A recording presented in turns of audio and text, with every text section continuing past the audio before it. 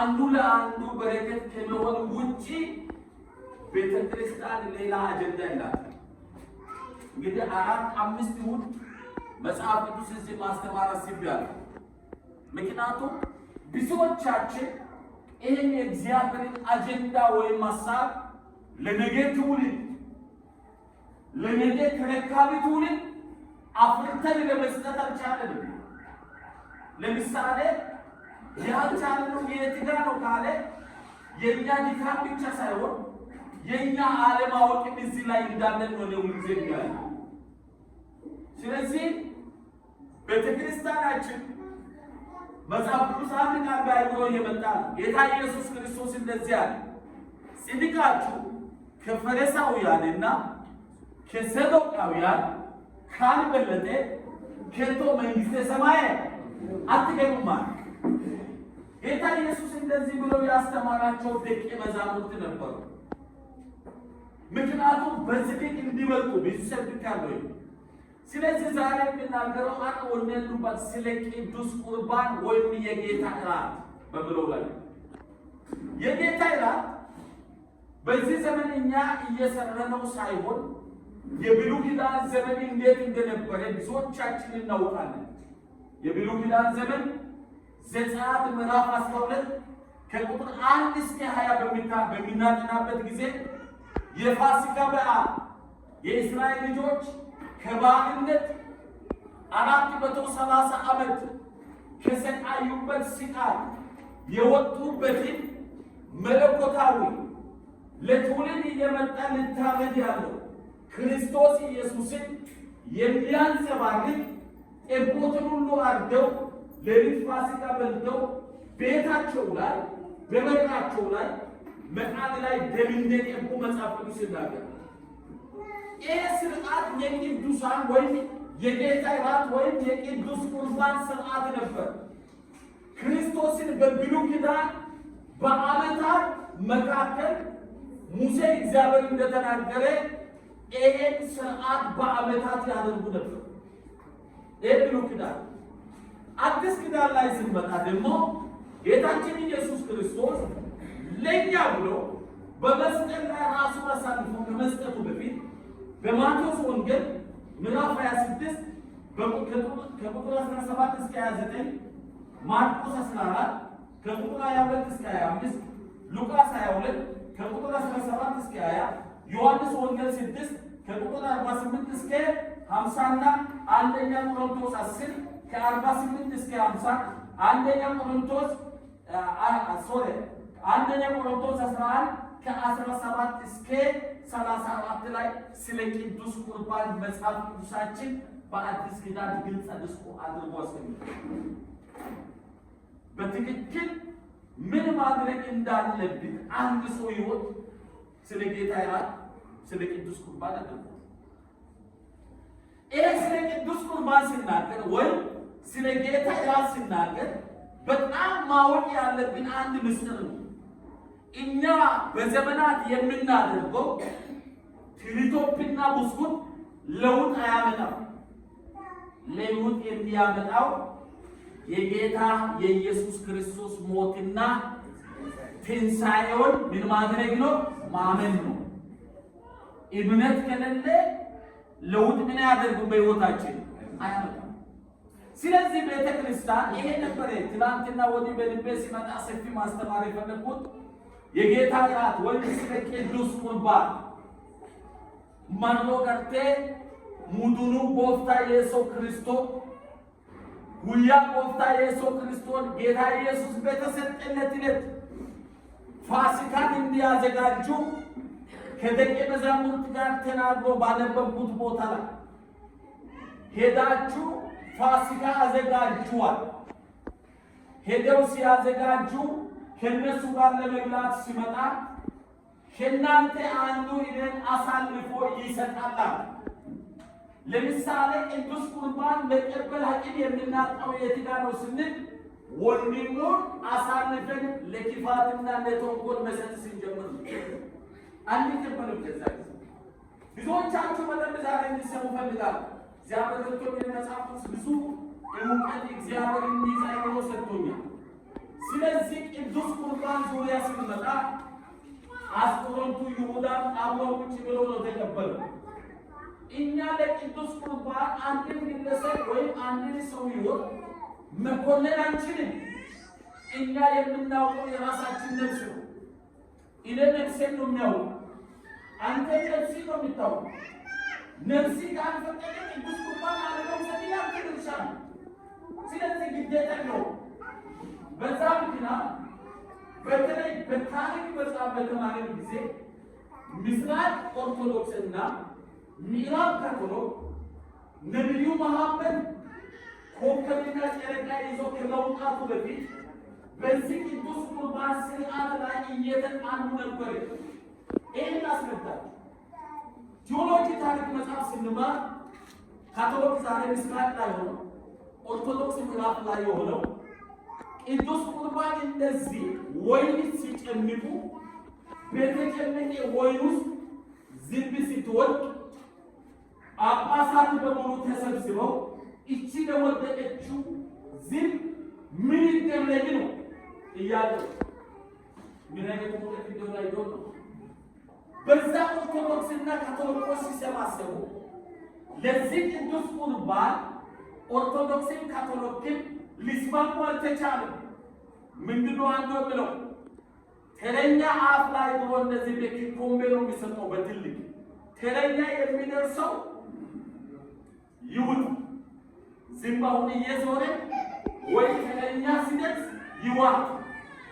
አንዱ አይደለም እግዚአብሔር እውቀት ሰጥቶናል። ከውስጡ እናወጣ አይወጣም። የክርስቶስ ደም የክርስቶስ ለእኛ የጨመቀው ጭማቂ ነው እንዴ? በደንብ ስሙ። በዛ ምክንያት ካቶሊክና ኦርቶዶክስ በጠመንጃ ሞተዋል። በዚህ በሚዋጉበት ጊዜ ነው ጨረቃና ኮከብ ይዞ አንድ ወንድማችን ማለት ላይ ተነሳው። ይሄ ጦርነት ኤሽያን ጨርሶ መጀመሪያ ወንጌል የላከችውን የኤሽያ ወይም ኤሽያ ማለት ኢንዲያ ናት። ኢንዲያን ጨርሶ ኢሮፕ አልፎ በዛ ጦርነት በዚህ አንድ ዝም ምክንያት በዛ ሲሆኑ ነው። ይሄ አሁን ወርልድ ቪዥን የሚለው ሰውየው ራእይ አይቶ ክሮስ አሰርቶ ወርልድ ቪዥን ክሮስን በሚታይበት ጊዜ መስቀልን በሚታይበት ጊዜ ይሄ እየመጣ ያለው ኦሪሽን ትውልድን የሚያጠፋ ነው ብሎ ባለ ወርልድ ቪዥን ራእዩ የተነሳው ይሄ የወርልድ ቪዥን ራእይ ዛሬ ሚኒስትሪ ሆነ እንጂ በዛ ጊዜ ጨረቃና ኮከብን የሚዋጋ ሰራዊት ነበር ባደረገ። ስለዚህ አንዳንድ ጊዜ ትልቅ እውቀት ያስፈልገናል ለእግዚአብሔር መለኮታዊ ሐሳብ። ስለዚህ በደምስ ቅዱስ ቁርባንን የምንወስደው ለዚህ ላመንን እምነታችን ነው እንጂ ሌላ የቤተ ክርስቲያን ስርዓት የሚባል ነገር በመጽሐፍ ቅዱስ የለም። ከዛ በኋላ በዛ ነው ወርልድ ቪዥን በዛ ጨረቃና ኮከብ ፊት ቆሞ እንደገና እየጠፋ ያለው እየሞተ ያለው ወንጌል ተመልሶ ይሄ እየተዋጉ የነበሩ ምስራቅ ካቶሊክና ምዕራብ ኦርቶዶክስ እርቅ አምጥተው አሁን እየሄድን ያለን መንገድ ትክክል እንዳልሆነ አይተው እንደገና ታርቀው እናንተ በምስራቅ ነው እኛም ደግሞ በምዕራብ እንቀራለን ብለው ተስማምተው ቆሙ። ስለዚህ ዛሬ የምናገረው ይባካችሁ በደንብ እንድትሰሙ ፈልጋለሁ። ኦሮምኛ መጨረሻ ላይ ነው የሚመለሰው። ስለዚህ የጌታ እራት ምንድን ነው በምንልበት ጊዜ የጌታ እራት የመጀመሪያው ከግብፅ ባርነት የእስራኤል ልጆች ሲለቀቁ ያደረጉት የፋሲካ በዓል ነገ አዲስ ኪዳን ላይ የሚገለጠውን ክርስቶስ ምሳሌ ማሳያ ነው። ክርስቶስን አሳየ የታደርግና ክርስቶስን አሳየ ነው። ክርስቶስ ያላሳየ ሕይወትና እምነትና ሀብት ምን ይጠቅማል? ስለዚህ ክርስቶስን ማሳየት ነው። ለዚህ ነው ጌታ ኢየሱስ ክርስቶስ ሂንካችሁ ብሉ ይህ ሥጋዬ ነው። ሁለተኛ ደግሞ ሂንካችሁ ይህን ጽዋ ጠጡ ይህ ለብዙዎች ኃጢአት የሚፈስ የቃል ኪዳን ደሜ ነው። በአባቴ ዘንድ በስተቀር ዳግም ከእናንተ ጋር ምን አላደርግም አልካፈልም ማለት። ምክንያቱም የመጨረሻ ሰዓት አገልግሎቱን እየደበደበ ነው። ከዛ በኋላ ካለ በኋላ ምንድን ነው ብለው አንደኛ ቆሮንቶስ 5:7 ክርስቶስ የፋሲካችን መስዋዕት ነው። ክርስቶስ ለእኛ በሞቱ ሕይወታችን ላይ እየገለጠን መመለስ ቅዱስ ቁርባን እንጂ የኛ የየወሩ ፕሮግራም አይደለም። ክርስቶስ በእኛ ውስጥ ሲሆን ለሱ ለመሞት ስንወስድ እግዚአብሔር መለኮታዊ ሐሳብ በእኛ ላይ ሲሆን ስንወጣ ስንገባ በገባንበት ኢየሱስ እያለን እምነታችን ታምራትን እያደረገ እንጂ ቅዱስ ቁርባን ምንም ለውጥ ሙስሙክና ረቢና ስለመጠ አያመጣብኝ። የክርስቶስ ለመሞት ስንወስን ዕለትና ቀን ጉዞአችን ስንራመድ ሕይወታችን ሽታችን ማን ይላል? ዝገነጋ ኢየሱስ በልጆዋችሁ ኢየሱስ ይላል። ማንኛውም ሰው ለምሳሌ እንደ ሐዋርያ ጳውሎስ በሐዋርያ ሥራ ምዕራፍ 16 ላይ ምንም አልተናገረም ሲል ለጌቶች የምትጠነቅል ሴትዋ ሕይወታቸው ላይ የሞላውን እምነትና ሕይወታቸው ላይ የሞላውን ክርስቶስ ካየች በኋላ ምንድን ነው አለችው? እነሆ የእግዚአብሔር ምኖች አለ የእግዚአብሔር ባሪያዎች አለ። ገና ሲሄዱ መሰክሩ ነበር። ገና ሲንቀሳቀሱ ሐዋርያቶች ላይ የነበረው ጸጋ ሐዋርያ ሥራ ምዕራፍ 2:42 ላይ ሄዳችሁ ስታነቡ አብረው ዕለት ይቆርሱ ነበር የተባለው ይሄ የጌታ የኢየሱስ ክርስቶስ መለኮታዊ ሐሳብ ለሞት ዕለት ይዘጋጁ ነበር እንጂ ለመኖር አልተዘጋጁም። ዕለት ለሞት ይዘጋጁ ነበር። ለካድርግና ለሞት ተዘጋጅታል ብለው ሐዋርያት የነበራቸው ሕይወታቸው እምነታቸው ነበር። በዛ ታምራት እግዚአብሔር ያደርጋቸው ነበር። በመንፈስ ቅዱስ እግዚአብሔር በእነሱ ላይ በኃይል ይሰራ ነበር። ይለመቃውም አይደለም ቅዱስ ቁርባን ግን የቅዱስ ቁርባን መለኮታዊነት ማወቅ አስፈላጊ ነው። ጳውሎስ አንደኛ ቆሮንቶስ ምዕራፍ 11 ላይ ሲናገር ለአንዳንዶች ሳይገባ ይሄን የሚበላ የጌታ ራት ዕዳ አለበት ሲል በዛ ጊዜ የቆሮንቶስ ቤተክርስቲያን ትልቅ ችግር ነበራት። ምንድነው ችግሩ ስትሉ በዛ ጊዜ የነበሩ የቆሮንቶስ ቤተክርስቲያን ሀብታሞች የራሳቸው ቅዱስ ቁርባን ይዘው በዚህ በኩል ይመጣሉ። ድሆች ደግሞ የራሳቸው ይዘው በዚህ በኩል ይመጣሉ። ከዛ በኋላ እዚች ጋር ሀብታሞች በልተው ጠጥተው ሰክረው እንደፈለጉ ቸርች ላይ ሆኑ ነበር። ከዛ ድሆች ደግሞ ያላቸውን ትንሽ ቀምሰው ይሄዱ ነበር። ጳውሎስ እንደዚህ ይላል፣ በቤታቸው የምትበሉበትን ምግብ የላችሁም የሚለው እዚህ ቸርች ላይ ገብቶ ቤተ ክርስቲያን ውስጥ ገብቶ የሰው አጀንዳና የሰው እውቀት ቤተ ክርስቲያንን መያዝ ሲጀምር ነው ጳውሎስ የሚናገር። ይሄ ሳያውቁ ምክንያቱም የቆሮንቶስ ቤተ ክርስቲያን በመንፈሳዊ በጣም ልጆች ናት። ግን ጸጋ ስጦታ አላት፣ እሳት ናት፣ ትንቢት አላት፣ ቃል አላት፣ ሁሉ ነገር አላት፣ ጸሎት አላት። ግን አንድነቱ የት ጋር ነው ሲባል አንዱ አንዱን መናቅ አልተውም። አንዱ ዛሬ አስቸጋሪ ዘመን። ስለዚህ ጳውሎስ ለነሱ ይላል ምግብ በቤታችሁ የላችሁም ወይ ይላል።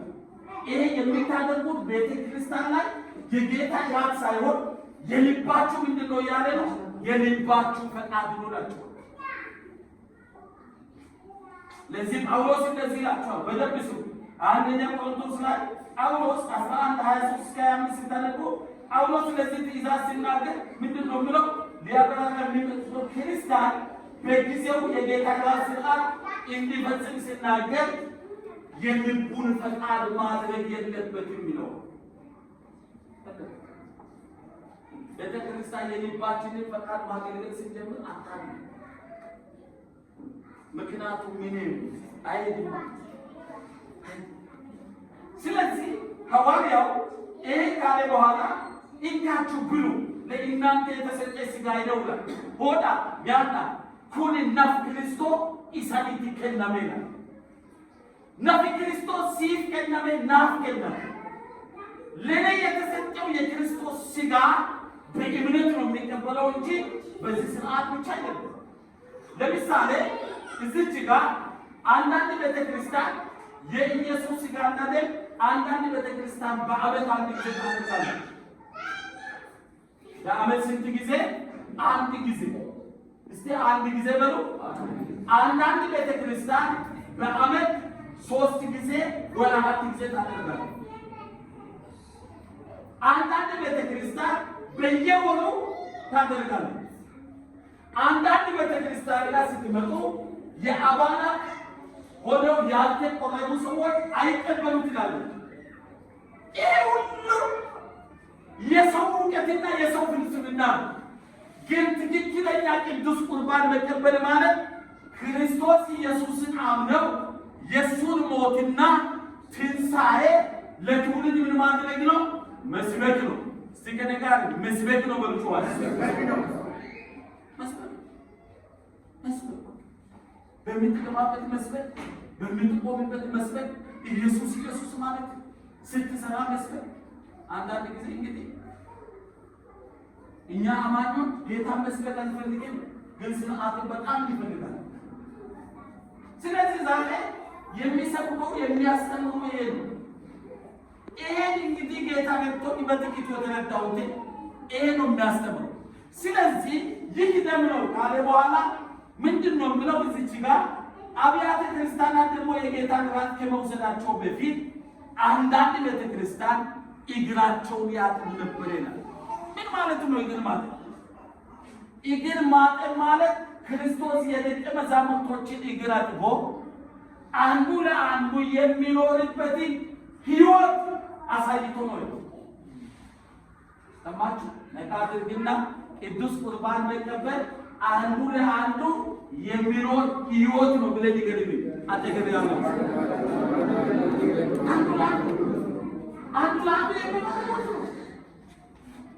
አንዱ ለአንዱ መኖር ሲፈልግ እግሩን ዝቅ ብሎ ያጥባል።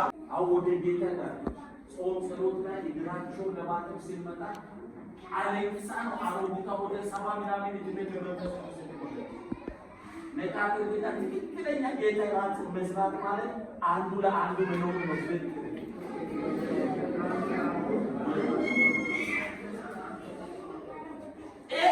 እዚህ ስንመጣ ከማድረግ ውጭና እግዚአብሔርን ከማክበር ውጭ ሌላ አጀንዳ እስቲ ከነጋር የለውም። ከዚህ ስንወጣ ለኛ ያለን አጀንዳ ክርስቶስን ከመስበክ ውጭ ሌላ አጀንዳ ስለዚህ እግር አጥበው ነበር። ይሄ ደግሞ የጌታ ስራ። ይሄ ቅዱስ ቁርባን ከመሰጣቸው በፊት አንድ ጊዜ እኔ ይገርመኛል። እግራቸው ባጠቀቀ የአንዳንድ ሰዎች እግር እንግዲህ ጫማ ስለሌለ እጁን ሲታጠብ ምን ያደርጋል? ይወጋል። እጁን ካካካካካካ ያደርጋል። እናንተ ታድላችሁ እኮ ነው። ነሚጋሪ ይሳደታ ጥሩ ጊዜ ነው ተወለዳችሁ፣ አመስግኑ። ምክንያቱም እኛ የተወለደን ጊዜ ልብስም አልነበረም። ቡርጅ እግዚአብሔር ምስክሬ አንድ ልብስ አቃል እዚች ጋር ክፍት እዚች ጋርና እዚህ ክፍት የሚያደርጉት ለመሮጥ ነው። ቡርጀኛ ስሙ ቆሎ ነው የሚባለው። እቺ ቆሎ በአጅባቴ ነው የተሰራችው። እቺ አብጃቴ ሰው የምትቀበል እሷ ቆሎ ያለ ሰው እናቶች በዘመናት መካከል በደብሱ ልብስ የላቸውም የሚለብሱ የማታ ጋቢ እንዲና እንዲያስረው ነበር ገበያ የሚወጡ። ታድለን ይቆጡ ዛሬ ለእግዚአብሔር መለኮታዊ ሐሳቡን ካል ከነፍሳችን ጋር ተወዳድረን ለመኖር አቅቶን የልባችን ሐሳብ ብለን ቸርች ነቃድርግና የጌታን ቤት ሰላም ስትለት ብለን ይገርምናል። እሱ ወንድማችን ለወንድማችን ሰፊ ሰላም መስጠት አለብን፣ ማክበር አለብን፣ መውደድ አለብን። ከዚህ ውጭ ቅዱስ ቁርባንን የመስቀል ትርጉም የለም። ጌታ ኢየሱስ በመስቀል ላይ ሆኖ ምንድን ነው? አብ ሆይ የሚያደርጉትን አያውቁምና ምን በላቸው? ይቅር በላቸው። ይሄ እኮ ነው ክርስትና። ይሄ እዛ ሌቨል ላይ ነው መሄድ ያለብን። ከዛ በኋላ እግርን በማጠብ ምን ማለት እግርን በማጠብ ራሱ ዝቅ በማድረግ እንጂ ሁል ጊዜ ማሳሰቢያ ብቻ የሚያበዛ መሆን አለበት። ናይጋንደኝና ተገቢ ያለው ሰው ናይጋንድ ጀልት ናይጋንድ ለቆ ዓለም ላይ የመምራት አቅም የተሰጥቶኛል። ግን ይሄ ወንጌል አንድ ሰው ላይ አደራ ለመስጠት ህይወትን ሰጥቼ እኮ ነው እዚህ ያለው። 6-7 ሰዓት እኔ እኮ ሳልተኛ እኮ ነው አስተምሬ እስከ ሳውዲ አፍሪካ ስንት ግሩፕ ላይ ልኬ እኮ ነው የሚተኛው። 6-7 ሰዓት ማታ 6 ሰዓት ማልተኛው ነው። እኔ እኮ እንደ ሰው ነኝ። ግን እግዚአብሔር በውስጤ ያስቀመጠው እውነት ህይወትን ያስጨንቀኛል። አንዳንዶቻችን ለዚህ ለ60 እና 70 ዓመት ለመኖር ለስጋ ኑሮ ልንጨነቅ እንችላለን። ግን አንድ ነገር ልንገራችሁ ዛሬ ከባድ መንግስተ ሰማይን ለማግኘት ብንጨነቅ ይሻለናል። ሰማችሁ? አትስሩ እያልኩ አይደለም። ጌታ ኢየሱስ ክርስቶስ በምድር ሲመጣ እንደ አንድ ያልታወቀ ንጉሥ ሆኖ ነው መጣ። ከምድር ሲሄድም እንደዚሁ ነው። እንደ ሌባ ታርዶ ተሰቅሎ ሞቶ ነው ሄደ። ብዙዎቻችሁ ሰዎች አላወቁም። ዛሬም እስራኤል ላይ ስትመጡ ክርስቶስ ኢየሱስ ገና አልመጣም ብለው አይሁዶች እየጠበቁ ነው አሉ። እኛ እድለኞች ሆነን አሕዛቦች እግዚአብሔር ዓይናችንን ሲያበራ ጌታ ኢየሱስ እንደመጣ ተቀበልን። የእስራኤል የክርስቶስን እስከ ዛሬ አለመቀበል ከመጽሐፍ ቅዱስ ጋር ነው ተፉ። ንጉሥ ይመጣል ነው ተባለው፣ እሱ እንደ ንጉሥ አልመጣም። እሱ ኃያል ሆኖ ይመራል ነው ተባለው፣ ምሪቱ በዚህ ምድር አልነበረም። የተመቱት እውቀት ነው። ስለዚህ ይሄ መጽሐፍ ቅዱስ ሲያስተምር በደምስ እኛ ለየት ያለን እንድንሆን ሳይሆን የእግዚአብሔር ሐሳብ በሙላት እያወቅን እንድንሄድ ቅዱስ ቁርባን ትቀበላለህ አትቀበልም የሚል ስልጣን በሰው እጅ የለም፣ በሰውዬ እጅ ነው። ስለ ሕይወትና ስለ ነፍስ በእግዚአብሔር ፊት የምትጠየቅ አንተ ነህ እንጂ ፓስተርን ቸርች ሸማግሌዎችን ስለ አንተ መጠየቅ አይችሉም። ከዛ በኋላ እንደዚህ ይላል፣ ሥጋ የደም ባለ ዕዳ እንደሆናችሁ ያለው ብያለሁ።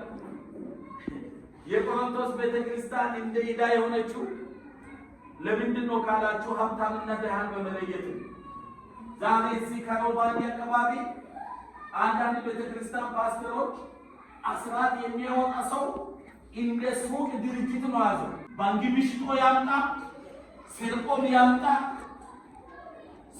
የድጋም ቤቶ ያምጣ፣ ብር ብቻ ያምጣ። እዚህ ቤት ግን ባንክ ተሸጥቶ ገንዘብ አይመጣም፣ ተሰርቆ ገንዘብ አይመጣም። ትክክለኛ የሆነ 5 ሽልንግ ከሰውዬ ላም የመጣ ቢመጣ አሜን ብለን እንቀበላለን። ባንክ ሽጦ 100 ሺህ ያወጣው የሚለውን እግዚአብሔር ይገስጸው እንላለን። ምክንያቱም አይሆንማ የእግዚአብሔር መንግስት ያልሆነ ነገር ለእኛ ለሥጋ ምን ይጠቅማል? ስለዚህ በደንብ ስሙ። የጌታ እራት በምንቀበልበት ጊዜ ምንድን ነው የምናደርገው ስል አንዱን ብያለሁ፣ አንዱ ሌላ መኖር መቻል አለብን። ሰማችሁ? አንዳንድ ሰዎች መጽሐፍ ቅዱስ ሲናገር ይህን ዓለም ወደው በገንዘብ ዙሪያ ራሳቸው ነፍሳቸውን አለሉ የሚሉ የትጋር መስላቸው። እውነት እኮ አለማወቃቸው አይደለም። ለዚህ ለጊዜያዊ ኑሮ ብለው ለዚህ አላፊ ሥጋ ብለው እኮ ነው በማይመች ህይወት ውስጥ የገቡ። ከዛ በኋላ ለ60 ዓመት 60 ዓመት ያው እንደዚህ ነው። 60 ዓመት ኦኬ ነው። 50 ዓመት ነው ገና 10 ዓመት 60 ዓመት ሞልኩት ይላል። ትንሽ ከኔ የሚሻል እድሜ ያሉ ልጆች ዳድ ብለው ሻይ ወጣ 50 ዓመት የገባችሁ ተጠንቀቁ። ቤተክርስቲያን የክርስቶስ ውበት ነው የምታሳየው። ሰው ሲመጣ ቤተክርስቲያን የማን ውበት ነው የሚያየው? የክርስቶስ ውበት። እሱ ብቻ አይደለም። ቤተክርስቲያን ጌታ ኢየሱስ እንደዚህ አለ፣ ቤቴ የጸሎት ቤት ትባላለች። 24 ሰዓት እዚህ የመጸለይ አቅም ያሉ ሰዎች መጸለይ ይችላሉ። አንድ ጊዜ ኤልዶሬት ላይ አንድ ጋሪ ሰው ግመል ወሰደና ሞስኪ የለም አካባቢ ላይ ሊጸልይ ይፈልጋል። ሞስኪ የለም። ከዛ ምንድን ነው ካቶሊክ ቢሾፕ ከእንጀራ ሲመተከው ሲል አየ። ከዛ ይሄን የእግዚአብሔር ቤት ነው ብሎ የራሱ በእጅ የያዘውን የሚሰግደውን ሰላት ጨርቅ ይዞ ወደ ቤተ ክርስቲያን መጣ። ከመጣ በኋላ ያላወቁ ሰዎች ማቆም ጀመሩ። ጀስት አባና ከዛ ቢሾፑ ነው ዲስ ሃውስ ኢዝ ፕራየር ሃውስ ማንም መጸለይ። ከዛ ሰውየው መጥቶ የራሱን አድርጎ ሲግደት ጨርሶ አንስቶ አልፎ ቴንክ ዩ ቢሾፕ ብሎ ምን ሆነ? ይሄ አደራሽ ሳይሆን በልባችን ነግሶ ከአደራሽ በላይ ለውጥ የሚያመጣው ኢየሱስ ነው። እስቲ ከኔ ጋር ኢየሱስ በሉጫዋችሁ ኢየሱስ እንደዚህ ነው። ዮሐንስ ወንጌል 6:55 ያለው ቦታ የኢየሱስ ሥጋ ለመብላትና ለመብላት ካለ በኋላ 6:35 ላይ ዮሐንስ ወንጌል ላይ ኢየሱስ ራሱ ወደ እኔ የሚመጣ ከቶ አይራብም፣ በእኔ የሚያምን ከቶ አይጠማም በማለት ተናግሯል። ስለዚህ እነዚህ ክርስቲያኖች የኢየሱስ ሥጋና ደም መካፈል ማለት በእርሱ ከማመን ጋር ተመሳሳይ ትርጉም መኖር ማለት ነው እንጂ ሌላ አይደለም። አንብቡ። ከዛ በኋላ አሁን ልጨርስ አልችልም፣ ምክንያቱም ሰፊ ነው። ያልገባ ሰው ሲል ያልኖረ ሰው ማለት ነው።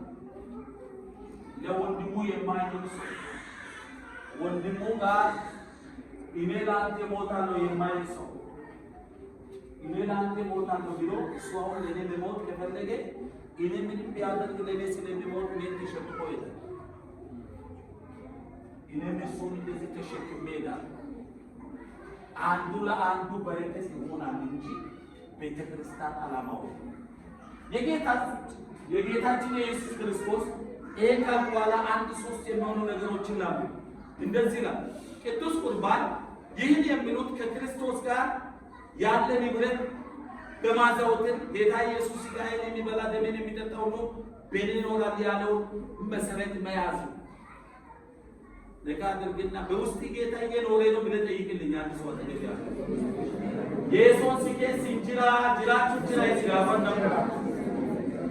ከዛ ሐዋርያው ምንድን ነው የሚለው? ይሄ መጽሐፍ ላይ ዮሐንስ ያለው ቦታ ላይ እንደዚህ ይላል፣ አንድ ህብረት አለን እርሱም ክርስቶስ ነው። እኛም በዚህ በአንዱ ህብረት የምንካፈል ስንሆን ምንም እንኳን ብዙዎች ብንሆን አንድ አካል ሲንታካል ናፈጋም ናምቶ ቢልኬስላ ኢሲናፍስ ናፍቶ ኮይንጋ ተይልኝ ይሄ ትክክለኛ ነገር ነው። ሲንታካል እስቲ ከኔ ጋር አንድ አካል በሉ። ናፍቶ በላይ ቸርች የለም፣ በታች ቸርች የለም። በላይ አገልጋይ የለም፣ በታች አገልጋይ የለም። ክርስቶስን ስንቀበል ሁላችን ስንት አካል ነን? አንድ አካል። ቅዱስ ቁርባን የምንቀበለው በሰራ እኔ እንደዚህ ነው የምመጣው። እኔ ጋር ከመጣኝ ያንተ እኩል ነኝ እኔ። ሰማችሁ በደንብ ይባርካችሁ። ኦሮሞ ይሁን፣ ጉርጂ ይሁን፣ አማራ ይሁን፣ ኮንሶ ይሁን፣ ወላይታ ይሁን፣ ምንድን ነው ሌላ ሀዲያ ይሁን፣ ከምባታ ይሁን፣ የፈለገ ጎሳ ይሁን በቸርች ላይ ሲመጣ ክርስቶስን ሲቀበል ስንት አካል ነው ማለት ነው? አንድ አካል ነው። የብሔረሰብ ቤተ ክርስቲያን የለም። የጉርጂ ቸርች የለም፣ የቦረና ቸርች የለም፣ የኦሮሞ ቸርች የለም፣ የጉራጌ ቸርች የለም፣ የትግሬ ቸርች የለም። ቅዱስ ቁርባንን የሚቀበል ስርዓት በትክክል የሚያካሄድ ከሆነ ስንት አካል ማለት ነው? አንድ በሉ ከኔ ጋር። ይሄ ለበል ላይ ካልመጣን አስቸጋሪ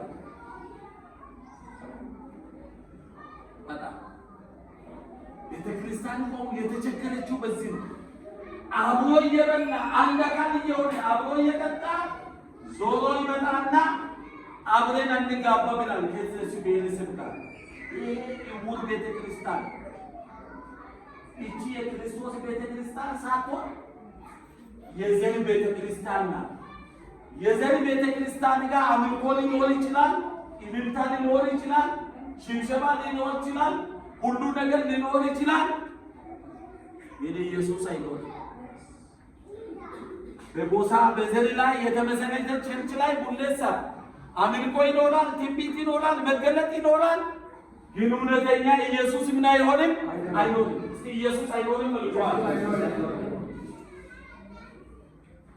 አንዳንድ ሰዎች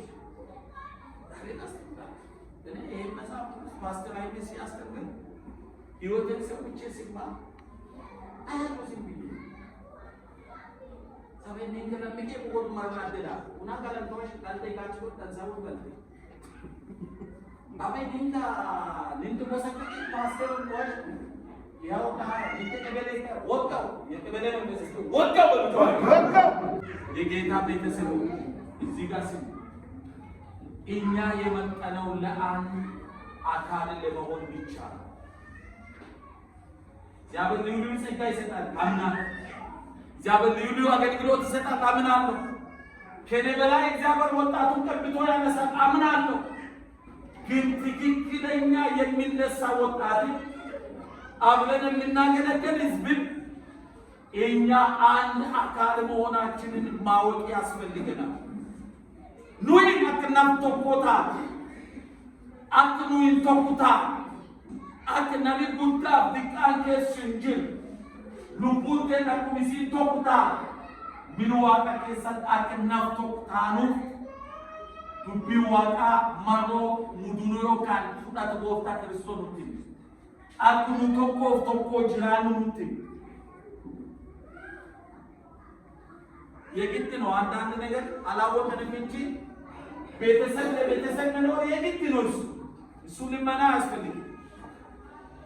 አንድ ሰው ሲሰብክ እንደዚህ አለ፣ እኛ ኢትዮጵያውያን ስለ ፍቅር ስናስተምር የፍቅር አይነቶችን አምስቱን ዘርዝረን አጋፔላ፣ ፎሎሲያላ፣ ኩሪዝም አላ ብለን ስንሰብ ሰውን አይነካም ማለት ስብከት ያተገበታ ይኖር እንዲያለዋል ፈረንጅ ጋር ስትል God loves you I love you ስትል ፈረንጁ thank you ወዲያው ዘባላ ለካድርግና አይኖቻችን ይታደስ ብለን ይገርልናል።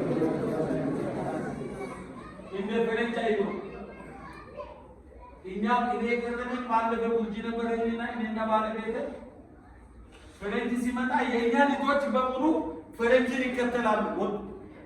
ከዛ አቆንኩና ንሲ እኛንም ይዋል ፈረንጅ ቤት ይሄደ ይሄንን ነው ማታይታ አያችሁ ፈረንጅ ሰው የሚያየው አይብሮ ሸክ ስለሆነ ወዲያው ለሙጀኔ ማኑላው የያይሳቄ ያለው ታምስታ የመለከ ነገር ሲቶን አገሪ ቤት ሲመጣ ልጆች እንደና ያለ ችግሩ የት ጋር ነው ማለት ችግሩ እዚህ ነው።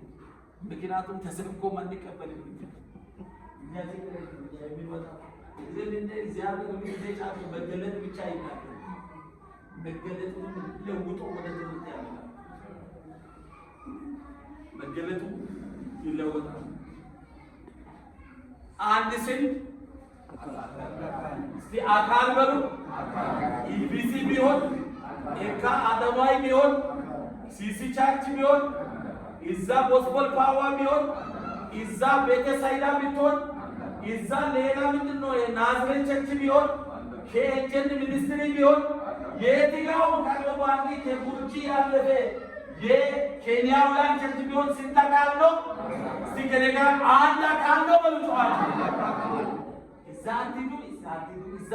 እዛቲዱ የሚሉ ሰዎች አካልን ያልተረዱ ስለሆነ መንግስተ ሰማይ መግባት አይችሉም።